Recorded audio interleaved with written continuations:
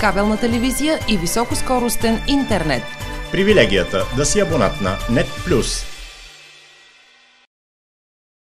Двама ученици на профилирана гимназия Пейо Яворов, Надежда Дюлгерова и Божидар Таманов стигнаха до националният кръг на Олимпиадата по английски език тази година. Единият от тях, Надежда Дюлгерова, за втори път измина и трудният път, за да стане част от отбора на България, който ще представи страната ни на Международната олимпиада по английски език.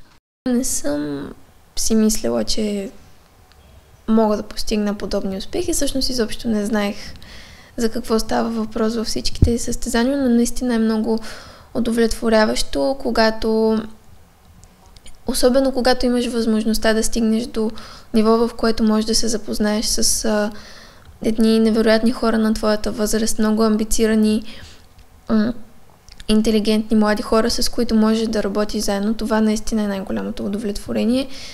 Може би тази година най-много се радвам, че достигнах до международен етап именно заради това, защото ще мога да работя по групови проекти и да развивам уменията си в една много хубава среда на много високо ниво.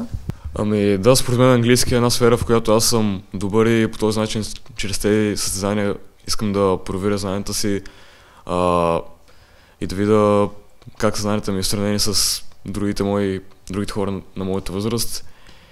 Ако сравниш Кембридж състезанието и Олимпиадата, много ли са различни или напротив като компоненти имат допирателна? Имат някои подобни компоненти, обаче според мен Олимпиадата на МОН е по-трудна от Кембридж.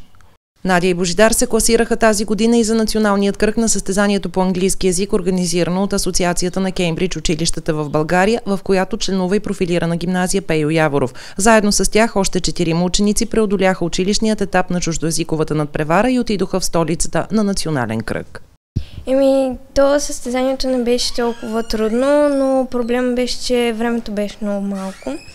И състезанието беше на 2 кръга. Първият беше в училището, а другия в София. Имаше много запознанства, сприятелихме се с доста от останалите участници. Единствената трудност мисля, че беше с слушането, но като цяло беше много приятно и лесно. За мен времето наистина беше малко, трябваше да пишем текст, не ми стигна много времето. Слушането и четенето с разбиране беше лесно, но беше добре в общи линии. Нужни ли са такива състезания да се провеждат, за да видите и какво нивото ви на владеене на чужди език в конкуренция с други? Нужни са състезанията и това ни допринася да се запознаем с нови хора, така си обогатяваме знанията и това ни отваря много врати към бъдещето и ни помага с нашето образование в бъдеще. Госпожа Стамена Терзиева е един от преподавателите по английски език в профилирана гимназия Пейо Яворов и с огромно удовлетворение отчита високите резултати на учениците. Резултати, очертаващи вече една устойчивост като тенденция в нивото на владеене на чуждият език. Госпожа Терзиева е ангажирана конкретно и с организацията за провеждането на Кембридж състезанията. Тази година в състезанието се включиха 85 деца и всичките 85 получават сертификат на нивото, за което са се явили. Съответно, нивата, които се явиха в нашето училище, са от А1 до Б2.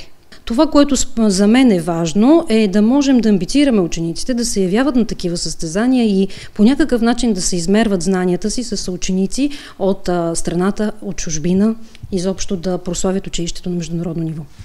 Надежда Дюлгерова е и в топ 10 категория образование на фондация Енчо Керязов в номинациите за 14-те годишни награди. Поздравяваме яворовци за мотивацията и техните преподаватели за усилията и подхода. Кабелна телевизия и високоскоростен интернет.